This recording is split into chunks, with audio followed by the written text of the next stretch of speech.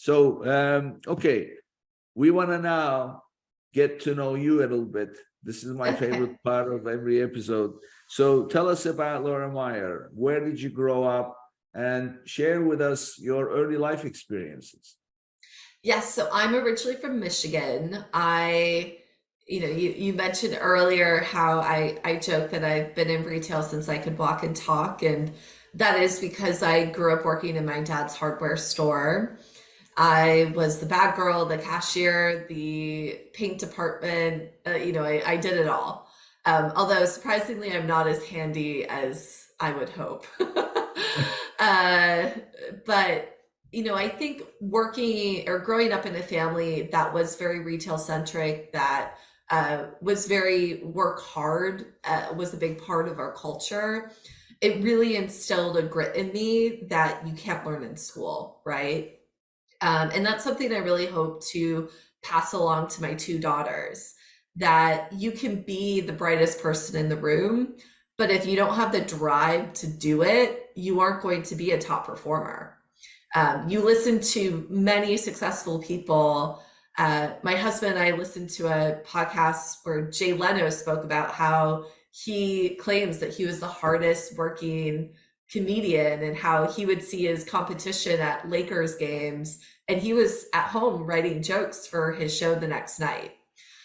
So I think that culture was very much centralized in my upbringing. And I went to college in Ohio, had a great time there. And after college, I knew I wanted to go to New York City. And I didn't have a job lined up yet because not a lot of New York-based companies were recruiting at my college at that time. So I just bought a one-way ticket to New York without a job.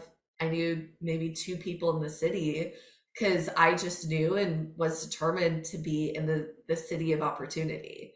And from my point of view, if you can make it in New York, you can make it just about anywhere. And got an internship within 24 hours of being in Manhattan, and then used that as my base to then eventually land my job at Amazon. Growing up in the retail business on the shop floor, what was it that interested you? Was it the money-making part? Was it the interaction with people? Was it the knowledge of the products that you were selling? What was the attraction for you? I'm talking in the early days. Well, in the early days, I was forced. I didn't have much of a say, to be honest. It would be, as a very, very busy kid, I played a lot of sports. I did a lot of activities and extracurricular activities. But if there was a Saturday and I didn't have a soccer game, I was expected to be down at the hardware store working. And so, as a teenager, did I love that? Not necessarily. I'd rather be at a friend's house, to be honest. But as an adult, am I thankful that that was part of my upbringing and overall experience? Absolutely, because it taught me the value of money and it taught me a really good work ethic. And also, I learned a lot of excellent business social skills.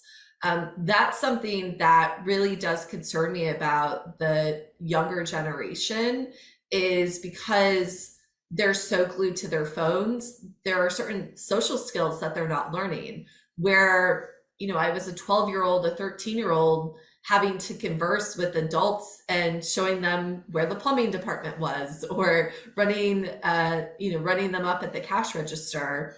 And to this day, I will have a conversation with just about anyone, and I'm not intimidated by that. And I can already see in younger just people in my life that there's a lot of social anxiety out there as a result. But that's a whole other conversation. Well, I mean, look, this at the end of the day, unfortunately, the show is called Amazon Legends, but the focus is on the entrepreneur, on the leader of the business, and I definitely want to uncover some of these things because they are the drivers of what happens on Amazon at the end of the day. And you're right, lacking social skills and having that anxiety for interaction. having these virtual relationships in front of a computer or on your phone, that it's leaving a lot of the stuff out. Yeah, it is. Right. And I So think, in terms of marketing, right? What do we all yearn for? Whether you're an extrovert or an introvert, we all still want human connection. And right. I think the more that can even come out in your brand where people feel connected to the story, that's such a powerful thing for your business. Yes, telling that brand story in a way that will connect with the potential buyers of your Mhm. product. And And by the if you way, don't, like there's a lot of excellent private label businesses where they started with a Facebook group. They started with a community, right? And then through that community, whether they were selling beauty products or, kitchenware products, they then started with this base of brand ambassadors, and that's how they were able to build initial momentum. yeah, I mean, in fact, I had a guest for my listeners, look up Matt Atkins, and that's what he does.